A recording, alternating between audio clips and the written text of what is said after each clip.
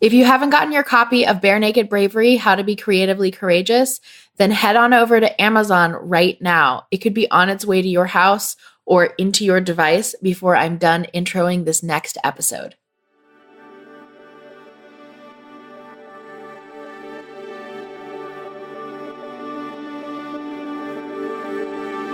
Today we have an awesome nomination as our guest. I always love it when things like this work out, and I just have to thank Jessica Rivera for being so willing and so open to jump into our conversation so blindly.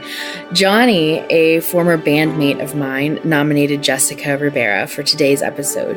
She and I talk about the moments that we share while we deal with our respective pains and losses. So you see, Jessica lost her ballet career due to an injury, and I lost my career as a cellist due to a neurological diagnosis. So today, Jessica and I both find ourselves using the word writer as a self-descriptor of our career and the work that we do, the creative work that we do. Although I am still a cellist and she is still a dancer. So before you go and think this is going to be a sob fest of an episode, it's not. Jessica and I both retain our emotional sobriety today. However, we do talk about the moments that we denied our lack of emotional sobriety and instead tried to numb or deny the pain that we were so vividly fighting to feel. You'll hear us talk about writing, we talk about being honest, we talk about career-ending injuries, and we talk about gaining, losing, and regaining our vision of and vision for possibility. It's such a good episode. This is such a good, honest discussion. And I thank you again, Johnny, for nominating Jessica to join the Bare Naked Bravery community. On that note, if you have somebody you'd like to nominate for the show, I encourage you to go for it.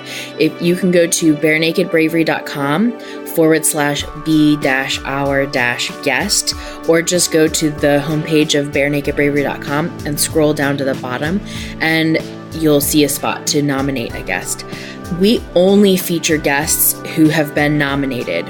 We do this on the show because it keeps things real and it keeps us talking about the resonant bravery that we see all around us. So if you are curious about what resonant bravery is, then go read my book. It's available on Amazon right now in all forms. I talk all about resonant bravery in the first third of my book. So if you're listening to this episode now and you haven't read the book yet, there's a good chance that you should go get yourself a copy. Okay, back to Jessica Rivera. You are going to love her. Her writing has been featured on Scary Mommy, The Mighty, and Feminine Collective. She's a business school grad, doula, mom, and so much more. And most of all, she's real. And like we say later on in the conversation, even though her pain is uniquely hers, pain is pain, and we've all experienced the dull ache of some version of it. So sharing it together can make feeling that pain more manageable. So please enjoy my brand new friend, Jessica Rivera.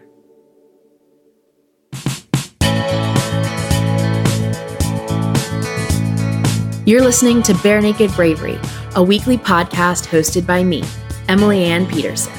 As a singer-songwriter, author, teaching artist, and creative entrepreneur, I encounter some really fascinating stories. I'm on a mission to reveal the depth and width of bravery and its benefits to creatives like yourself. More than ever today, our world needs bravery, unique bravery, from everyone. This is the place where you find it. There is no script or censorship today because that's how these facets of Bare Naked Bravery are in real life. So if you're listening with little ears nearby, please know that some episodes may contain mature language and subject matter. One of the easiest ways you can share bravery with the world is to send this episode to a friend or two. Send them an email, text, or tweet, tag them in one of my Instagram posts, my handle is Emily Ann Pete, or leave us a review on iTunes. It takes seconds and can be done from your phone right now. Again, we need more bravery in the world, so let's be brave together.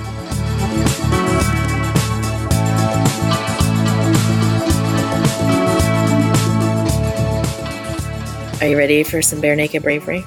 I'm ready. Yes. Okay, this has been so exciting because, if you're new to the show, the way our shows work is that all of our guests are nominated by someone. So either me, I either go hunting through the internet forest to find our guests for us, or a podcast guest has previously nominated someone, or a listener of the show nominates somebody. So in this case, it's a listener of the show and also happens to be a former bandmate of mine, Johnny Akamu. He nominated you, Jessica, to be on the show because he said that both of us have dealt with physical difficulties that have kept us from doing what we love. Amen. So, yeah. Tell me more, because honestly, we're doing this totally blind, and I'm kind of excited about this. Yeah. So first, it was funny because Johnny and his wife, Kristen, were actually here at my house last night. And I said, yes, thank you for introducing me to Emily Ann. I'm going to do my podcast interview with her tomorrow. So that was fun for us all. And then we went back in time, so Jubilee, the band, actually, they played my wedding reception.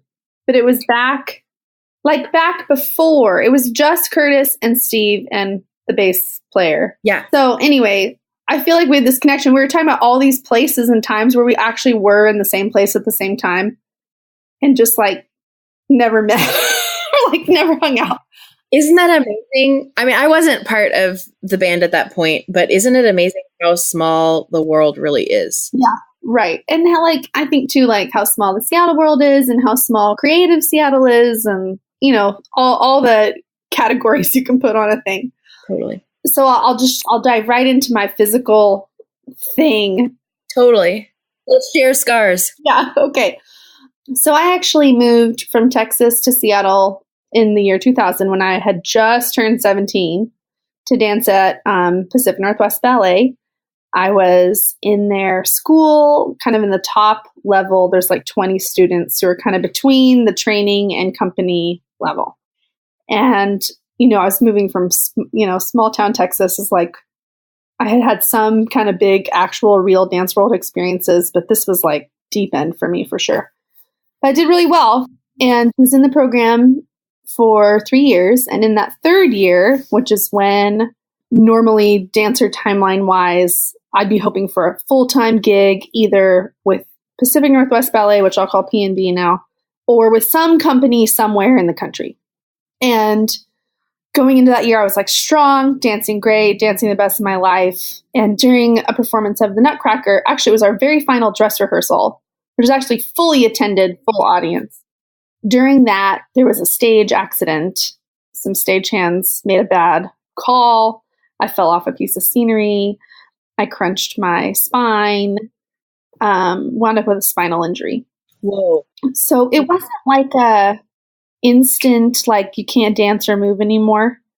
It was more like a car wreck where a couple days later you're oh crap, I think I got hurt. But it was this weird zone of, I know that the minute I'm injured, I'm of no use to this world anymore.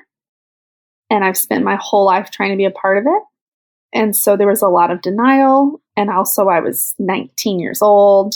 Which is when I was that age, we'll say 17, 18, 19, that's the age where everything feels so do or die. Yes. Yes. Right? Yeah. Very do or die. And don't make the A, everything in your life is going to be awful. Right. Exactly. And so there's that. And there's also, I really didn't no matter what, didn't want to have to move back home to Texas. There's just so many reasons to downplay it and be fine. And I just really wasn't fine. And kind of it took about, 4 or 5 months for doctors and therapists and whatever to say, I don't think that arabesque is coming back. Well, let's talk about that because, in my thesis of bravery involves 12 ingredients of bravery. And the first of those is honesty. And I think a lot of people who think they're being brave, they aren't actually being brave because what they're doing is just acting upon denial. Yeah. Right? Yeah. Yes, absolutely. And I didn't even think about being brave. I just was I want to be a dancer and I can't conceive of it not working out. Right. And I couldn't think, ballet is so you probably have some experience of this doing like classical cello versus other ways to use your instrument and your skill, right? Ballet is so specific, and you don't get into it because you hate rules and perfection. You get into it because you do love that stuff. And so I didn't think at the time, like, it's okay, I'll just do some other kind of dance where I don't have to be this extreme with my body, or, it just all felt like this is over. This was the goal. It's over. I also decided, like, my explanation of this all happening to me for myself is God must not have wanted me to be a dancer. Like, I decided there's some aspect of this that was somehow not good for me, or like wasn't the right path. And so he let this thing happen to like get me back on some other track I'm supposed to be on. And I lived with that for like 15 years. And then slowly started thinking, I think maybe I'm a dancer. Like, I think maybe I just really am a dancer. And I had taught, and I had, done other things. I even had danced with a modern dance company for a couple of years in Seattle. But it just was this weird, like, it wasn't what I thought. And so I thought, well, then I'm not that. That's not what I am. And I better just like put my head down and like be practical and quit having this I'm an artist delusion. And that did feel brave to me. So, like that felt to me like, oh, like, let's try to be like, enough fun and games. It's time to get real about life or whatever. Okay, here's another ingredient, which is imagination, which involves a vision of possibility.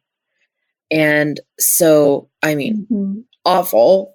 I've been there, where your vision of possibility, like your vision of how your future was going to go, gets crushed, tanked, rammed into the floor, whatever metaphor you want to go with. And so, like, there's this, on one hand, you have to have this vision of possibility, but right in the other hand, you have this very realistic limitation. Either the world or you or your body or your financial situation or something else is screaming at you, going like, that is a stupid idea. Yeah. That thing that you wanted, or that dream that you had, or that goal that you were reaching for is really not going to happen. Yeah. It's funny you mentioned that, because I've kind of been going through this last year. So all along, all this time, I also have been writing. I've been a writer, but I didn't realize that's what I was doing. I was just processing, But over the last year, I've tried to give myself permission to say, no, I'm a writer, capital W, however we want to say it. Like, I'm a writer. But what has been so hard is to let myself dream and imagine again. Because I know what it feels like to do that and to go, full balls to the wall. Like, I'm just going to do this dream. Like, I'm going to let myself fully give myself over to it, and then have it not work out. And while I never regret it, and I've always said that even from the minute I felt, the minute the accident on the stage happened, I don't regret a minute of it. But I'm not sure I want to try it again. Yeah, right. Isn't it crazy how you can say, like, I know that I will never regret doing this, and yet I am so terrified of it. Yeah. And it's that exact thing that I've been thinking about, how if you can't dream, if you can't imagine, then you really can't do anything.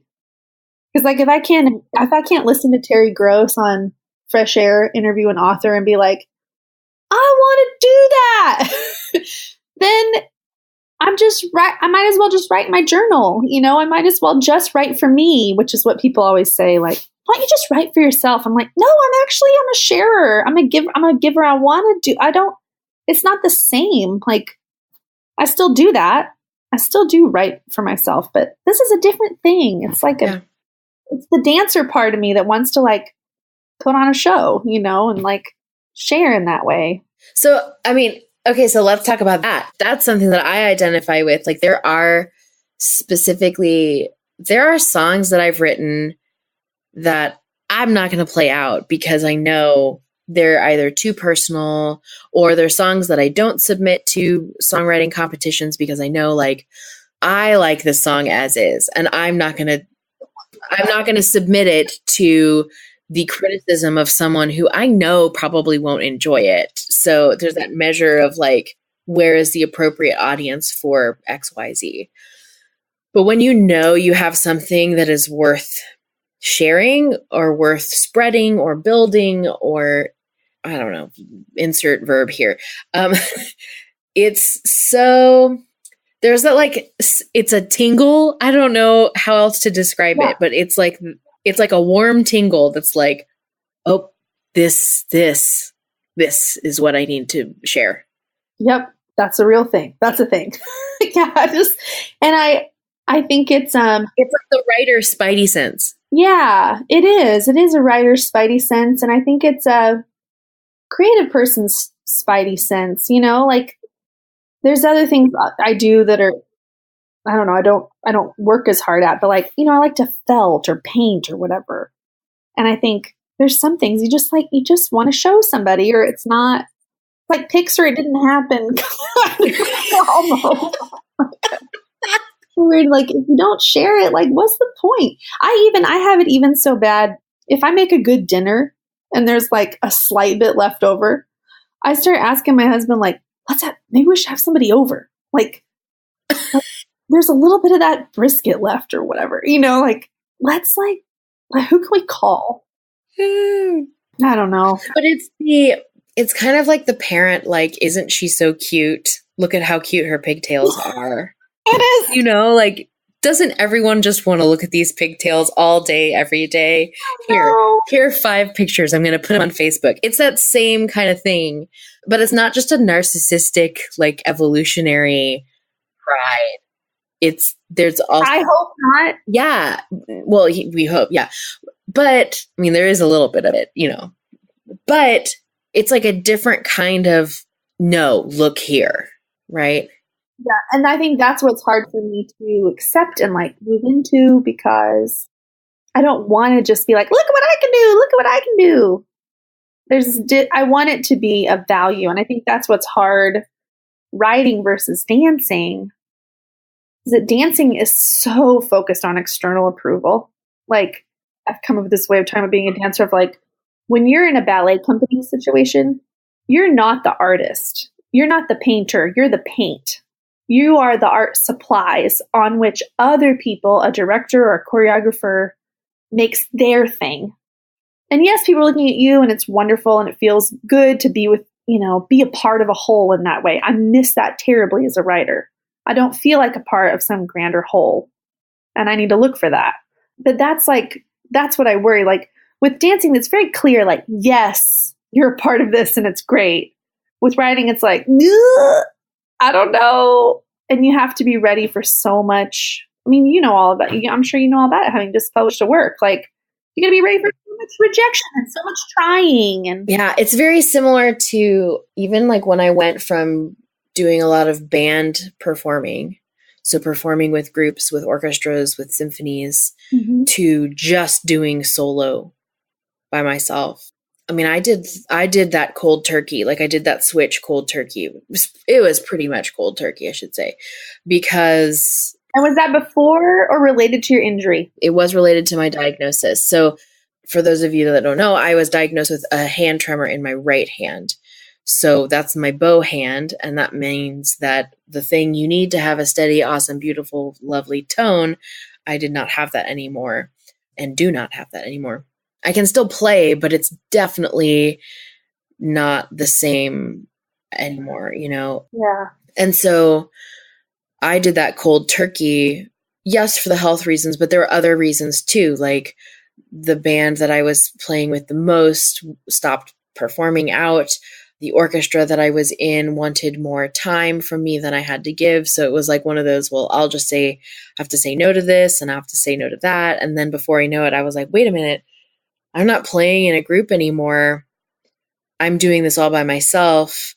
And the first several times that I was officially playing and performing on my own felt really freeing. Like it was very, like I didn't know I was being held back by a group of people. Yeah. And it was different groups of people. It wasn't just one specific group of people that was holding me back. It was like the concept of a group of people were actually holding me back from doing what I wanted to do. And I didn't know that. Yeah. But then we got like 6 performances in, and I was like, oh, wow, this is really out here on a limb. Like, if I make a mistake, I don't get to just look at the bassist and giggle. Right. You know, like I make a mistake and there's only one person on stage and it's me. And so, and that kind of played out in like little things. Like I had my lyrics memorized up and down, front and back, left to right, but I still had to play and perform with like lyric sheets in front of me because I just like needed that crutch to like lean on someone, you know, like, yeah. because it was just me on stage, and that was pretty scary in some instances. Yeah. But even as like a freelancer, so I do marketing consulting now, and a lot of my marketing consulting is one-on-one kind of stuff. But I have one client who actually has me as a consultant as part of their team. And when I joined that team a year ago, it was really fascinating for me to remember how fun it was to work as a team. Mm-hmm. And granted, it wasn't it wasn't a musical environment, but it was like, let's work on one thing together. Yeah. And that was really fun to go, oh yeah, oh my gosh, you don't have to do it all by yourself. Yeah, community is a big deal. It's funny, like, I mean, I miss dancing, and different things will make me miss it in different ways. Like if I move my arm in a certain way and I'll feel the memory of some piece of dancing or whatever. There's that, like the in my body, the visceral kind of memories. But then random stuff will get me so bad, and it's always related to the group. Like, you know, I can watch any movie in which people get on a stage together. I'm like instantly crying, and it hits me out of nowhere every time. But it's that's what I miss. I miss the warmth of like together on a stage. Were you crying like a baby during the Oscars? I didn't watch the Oscars. I got 4 kids. The Oscars is a little out of my wheelhouse. No, I didn't watch them. But stuff like that does kill me. Yeah. Even if I see some clip on my Facebook or my newsfeed or whatever, like, yeah, that stuff, I miss the group. Like, I'm trying to think of what the last one that really did it to me. Oh, stupid, Pitch Perfect. It's like, you know, they're all singing. I'm like, why am I letting this emotionally affect me so deeply? But it's because I miss my friends. Or at Christmas time, you know, Mariah Carey singing "All I Want for Christmas Is You." It's like, in my heart, I'm instantly like back in a Nutcracker dressing room, belting warm 106.9 Christmas music before we go on stage together. It's just like missing the humans. Yeah. And having people. And, you know, I have a big family, so there's some community there. So what do you do? Like, if somebody's out there who has that same dull ache, here's what I have done. I have sought out some of my favorite musicians that I enjoy playing with, who kind of match my sound and that kind of thing.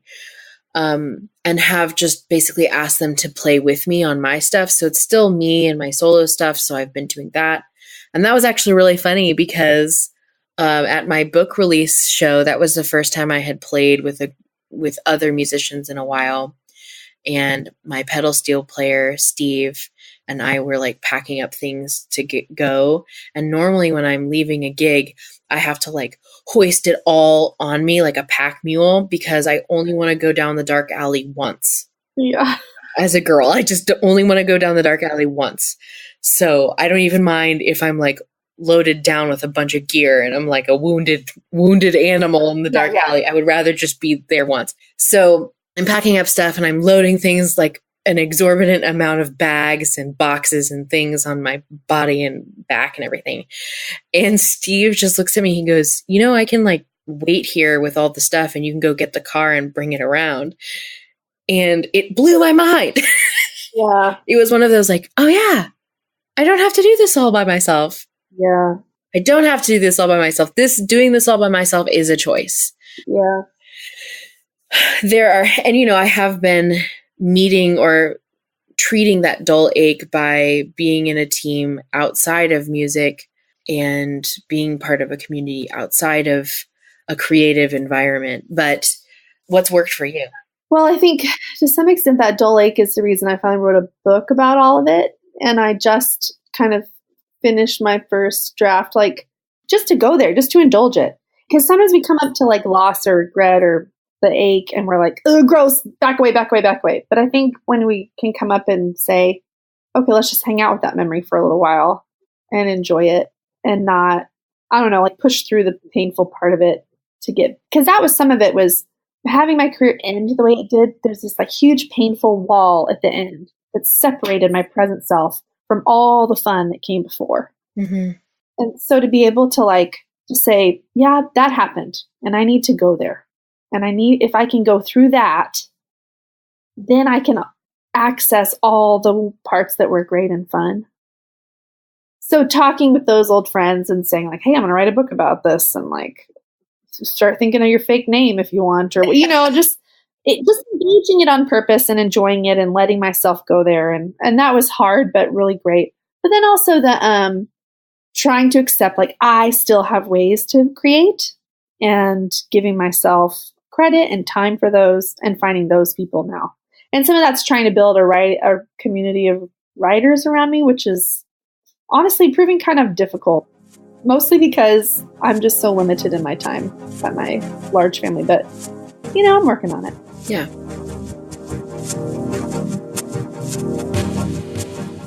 We'll get back to the bravery at hand in a second. But I wanted to remind you that I first began having these conversations both on and off the podcast because I was curious about what bravery actually meant. If we could build it, if so, with what ingredients. And I was so curious, I turned my research and personal stories of experiences with feats of bravery into a book. That book is called Bare Naked Bravery, How to Be Creatively Courageous, and it's now available in multiple formats on Amazon right now. So go get yourself a copy of Bare Naked Bravery, How to Be Creatively Courageous, and after you read it, let me know what you think. One of the things that really helped me was realizing that I was not as special of a unicorn as I thought I was. Yes. And here. Even just that was, it sucked to kind of, because in the moment you're like, but my pain, but my story is so like, no one else can go through this pain like I've gone through this pain. But really, like, if you're still alive and breathing, you're going to be fine. And It's going to suck for a while, but there are definitely so many other people who have had to do this like hero's journey where they overcome something and come out the other side. So that was really refreshing for me, although it was a painful refreshing, it's like dunking your head in a frozen pond kind of thing. Yeah, right. Yeah. But I think like recognizing that you're not the only one that's going through pain makes the pain not feel so bad. Well, meanwhile, like validating that it sucks. I think, I have a good friend. She always says like, everyone has their thing. We'll be talking about some situation or some pain or whatever. It's just everyone has their thing. It's like her natural response. Like, yeah, it's true. Everyone has their thing. And if you hang around long enough and you're interested enough, you'll hear about it. But I think for a long time, I felt like my special unicorn thing was too inaccessible for other people. No, really, it really is special. And the fact is that it is. And so is yours and so is everyone's because we're all so different. Right. But we all have our own different thing together. And I think, just being willing to examine it and not, run away from it. Because for a long time, I'd try to write about it or I'd talk about it. I always felt like such a weirdo. Like, why can't I get over this thing? Like, why do I need people to know I used to dance? Like, I wish I could just get over it. Hard things happen to everyone.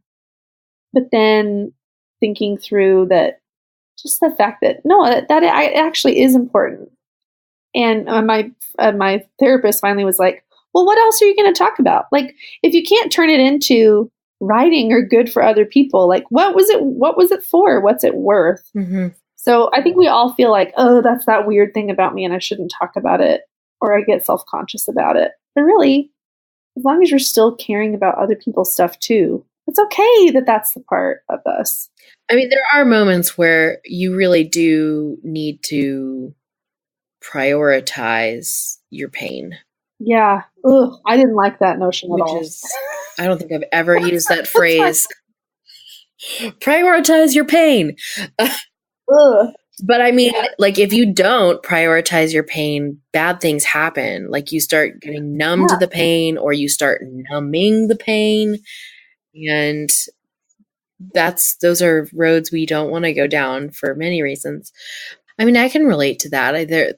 There were definitely, there's a season, a couple months where I had a day job working at a tanning salon after the diagnosis, because I was tapering down the number of cello students that I had, and I still hadn't quite decided like that I wanted to do marketing consulting or really what I wanted to do. I was in that like, what the hell mode, you know? Ugh. Yeah. And you're in survival mode too, because you just got smacked in the face. It's a hard time to like make some plans. Totally. Exactly. It's a hard time to go like find yourself when you have to pay rent.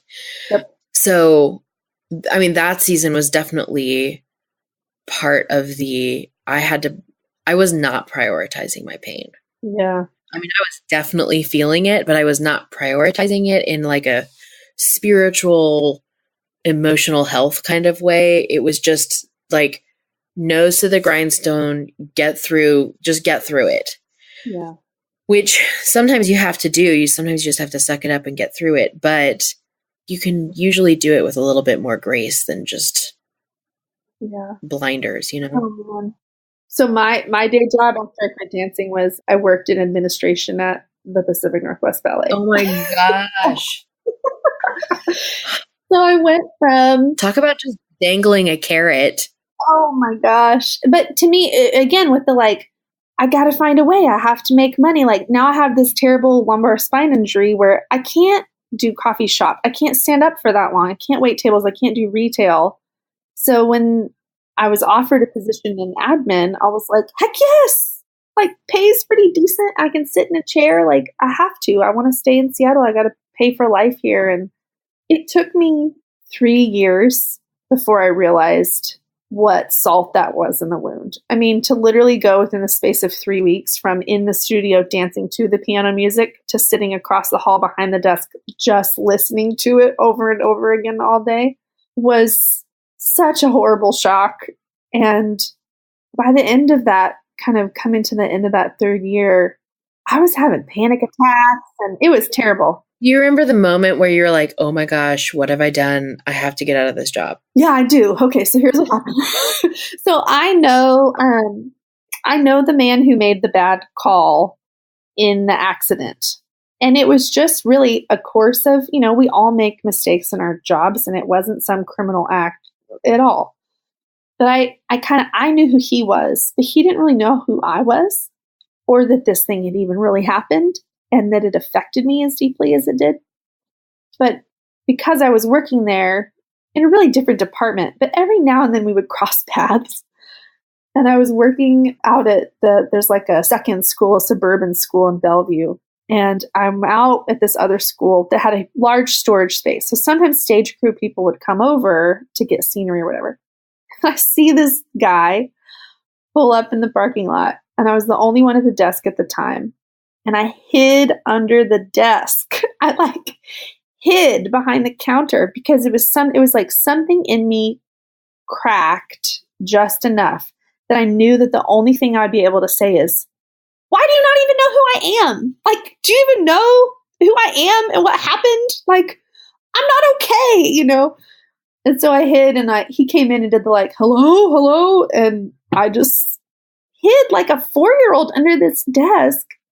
And then he walked off to go do his thing. And I literally do remember I stood up from under the desk and I thought, well, I'm getting pretty messed up. like, I think I need help. Like, this isn't good. And I immediately I pulled out the Rolodex, and there was a psychologist who did therapy and worked with the ballet students who had gone to many of her seminars when I was a student. And I just called her up on the phone, and I was like, I think I need to talk to somebody. But that was it. That was the like, wow, it all came to a head in this one day. And isn't it funny how like somewhat innocuous, like you were hiding under a desk. Yeah. Right? Like you could have kept going. Yeah. And in some situations, somebody would have been like, that was the perfect thing to do. You didn't feel safe to talk to that guy. And it's okay to keep that job. And it might have been, but at the same time, like for me and my eating disorder that I had, my like, what you'd call a come to Jesus moment was I had like blacked out, figuratively blacked out, and driven myself to the drugstore and bought a box of laxatives after having sworn them off for several months. And I like came to in the stairwell and looked down at my hand, and the only thing I bought at the drugstore was a box of laxatives. And in previous versions of my like eating disorder, I would have bought other things. Yeah. To hide the fact that I was buying laxatives. Yeah. And so I looked at the receipt, and the only thing on this receipt was laxatives. Yeah, you're like, oh, this is the thing. Huh? Yeah, like I was like, oh, this is bad. Because I, first of all, drove myself without being conscious to the drugstore. That's one. But two, I was so worried about other people's opinions of my ability to control myself, even though I wasn't in control of myself. So it was that moment where it was like a moment like every other moment that I had, and yet it wasn't. Yeah. It could have been a blip in the radar, and then instead it was this massive, like, total shift. Yeah. And I did the same thing. I was like, I need help.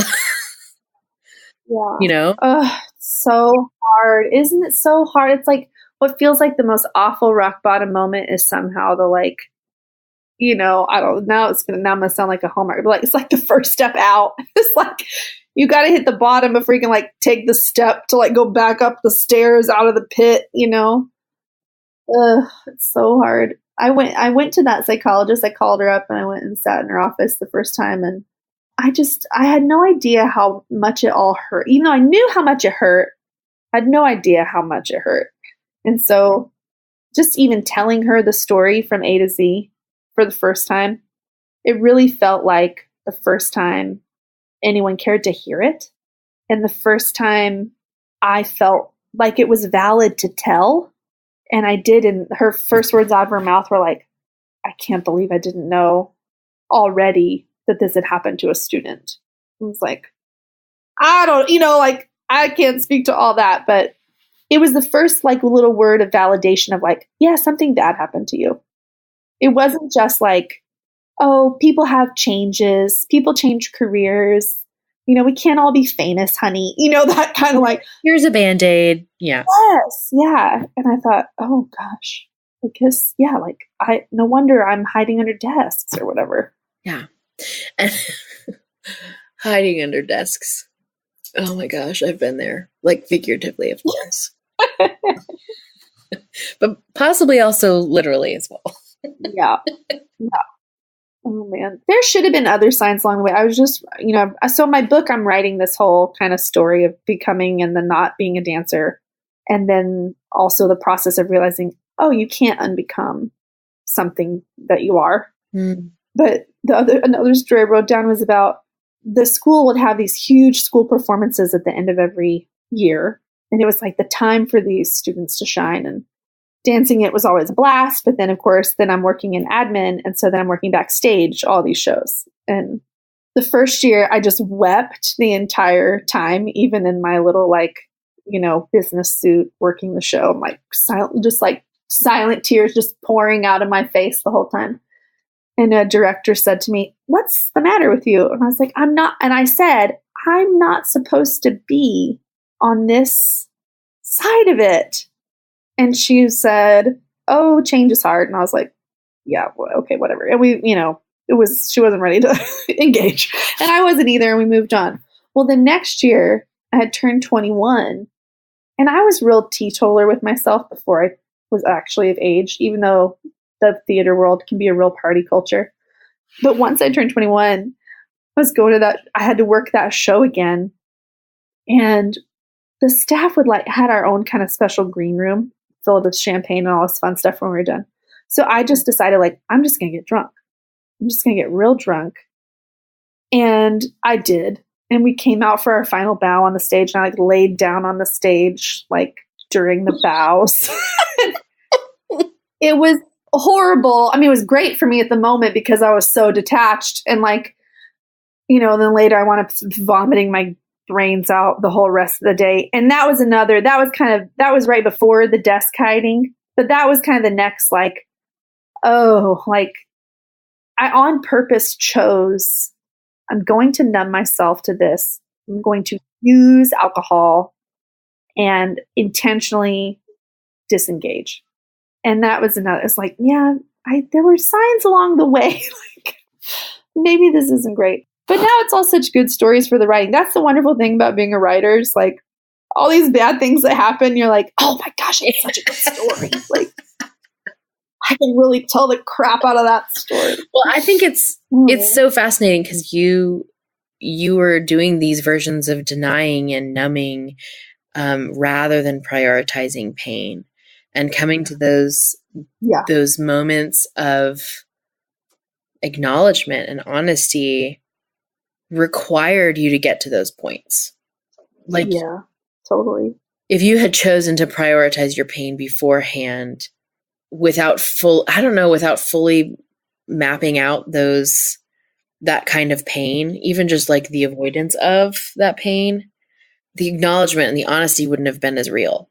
Yeah. And the learning wouldn't have been as rich in the end. And I think that's I go back and forth because, now I have these 4 children. And I think, how do I help them? When they come up against their losses, and they will, my odds get lower and lower that everyone will be fine because I have too many. It's something bad's going to happen to one of you people, whatever it is, But coming up to how do I help them? I had parents who loved me. I didn't fully share with them how hard and terrible it all was for me.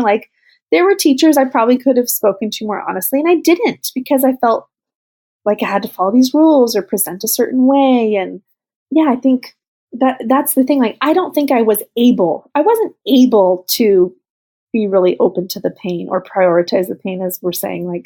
I didn't know how. I wasn't on that page. So it's a weird thing to think about moving forward. What other things am I going to have to go through the hard way to learn how to do it? I guess the nice thing is you do learn. I mean, I lost dancing, and then the next bad thing that happened was I lost a baby. I had a miscarriage, and I did feel I thought that it was going to be terrible to lose again, but it actually felt less painful because I already was familiar with loss. And as each new thing comes, you kind of oh, this is that old thing again, and you feel a little less scared of it because, like you said, like you said earlier, that. Isn't it weird how you can know, I don't regret that. I wouldn't undo it. And yet you're still scared to try again. Right. I wonder, I always I'm longing for my 60s and 70s. I feel like by then the people I know in their 60s and 70s, they're all so beautiful and amazing. They just everything just kind of rolls off them, I'm waiting for the day. Or we can just be that 60s or 70s person right now. Hey, that would be one way to do it. Oh my gosh, Jessica, this has been phenomenal. Thank you for just diving in totally blind and just opening all the way up. This has been fantastic. Oh, it's my favorite way. Please keep in touch and let us know about your book and everything. And thank you. Thank you. Beyond your free bravery bundle, which is always available at emilyannpeterson.com and barenakedbravery.com, your brave takeaway from today's show is to pop into the Bare Naked Bravery community, the Facebook group, and share your hiding under the desk moment. What was it? When did you know you needed to make a change? What was that change? We would love to hear all about it and your favorite parts of today's Bare Naked Bravery with Jessica Ribera. You can find Jessica and myself on Facebook, Twitter, Instagram, and all the other things. So go ahead and find us there. And if you're curious about Jessica and all her writing and all of her work, then all of her links are in the show notes for today's episode. And that's it. Thank you so much for listening. Again, we've put all the links in the show notes. Go to barenakedbravery.com to go check out all of that. And if you enjoyed listening to this episode as much as we enjoyed making it for you, then I encourage you to give us a review and rate the show in your iTunes desktop app or on your podcast app on your phone. Or you can just share this episode with a friend, because all of this bravery that we talk about on the show deserves to be spread far and as wide as possible. And that's your job. If you are digging the music in today's episode, that is because it's brought to you by Lee Rosevere, and you can find out more about all the other artists, musicians, and other sponsors of the show by going to barenakedbravery.com. And with that, I am so looking forward to being with you next week. We have some super awesome things in store for you. In the meantime, though, I have one message for you. Be yourself, be vulnerable, be brave, because the world needs more of your bare naked bravery.